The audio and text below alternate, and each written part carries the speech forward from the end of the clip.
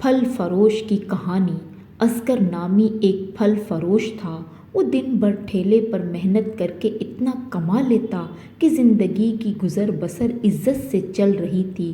اس کی بیوہ بہن اور اس کے 2 بچوں کی ذمہ داری بھی اس پر تھی، لیکن اس کی بیٹی شمائلہ کو اپنی پھپھو اور ان کے دونوں بچوں کا یہاں رہنا پسند نہ تھا۔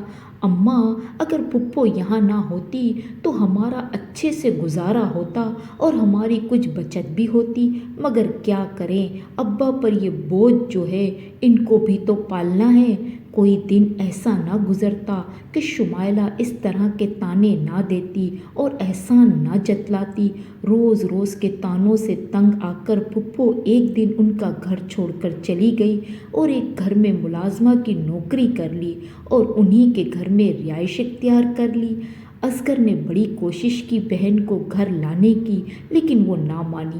اصغر اس غم میں بیمار ہو گیا کہ میں اپنی بہن کی ذمہ داری پوری نہ کر سکا۔ بیماری کے سبب وہ 2 ماہ ٹھیلا نہ لگا سکا۔ گھر میں فاقوں تک کی نوبت آ گئی اور گھر کے کرایہ دینے کی فکر الگ تھی۔ اصغر بمشکل ہمت کر کے محلے کی دکان سے ادھار راشن لینے گیا۔ وہاں اسے اس کا ایک دوست ملا جو کہ بہت بری عادت کا تھا۔ اس نے اصغر کے حالات دیکھ کر اسے جوا کھیلنے کا مشورہ دیا۔ حالات سے مجبور ہو کر اصغر آمادہ ہو گیا۔ اصغر نے کہا، میرے پاس تو رقم ہی نہیں، میں کیا لگاؤں؟ اس نے کہا، تمہاری بیٹی جو ہے۔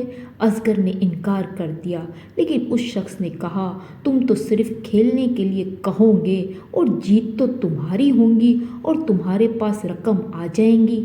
اور اصغر اس کی باتوں میں آ کر شمائلہ کو داؤ پر لگا دیتا ہے اور وہ جوا ہار جاتا ہے۔ روتا ہوا گھر کی طرف دوڑتا ہے اور کہتا ہے کہ تم شمائلہ کو لے کر یہاں سے بھاگ جاؤ، وہ شمائلہ کو لینے آ رہے ہیں۔ خوف کی وجہ سے اصغر بے ہوش ہو جاتا ہے۔ شمائلہ کی ماں شمائلہ سے کہتی ہے، تم جلدی جاؤ، میں تمہارے باپ کو اس حال میں نہیں چھوڑ سکتی۔ اماں، میں رات کے اس وقت کہاں جاؤں؟ کہیں بھی جاؤ۔ اور وہ گھر سے نکل کر سنسان سڑک پر اکیلی دوڑ رہی تھی کہ اچانک ایک گاڑی سے ٹکرا جاتی ہے اور وہیں دم توڑ دیتی ہے۔ انسان یہ بھول جاتا ہے کہ سب کو پالنے والا اللہ ہے۔ اگر کسی پر احسان کرنے کا موقع ملے تو یہ اللہ کا تم پر فضل ہے۔ اگر یہ کہانی پسند آئی ہو تو پلیز لائک اور سبسکرائب لازمی کیجیے گا۔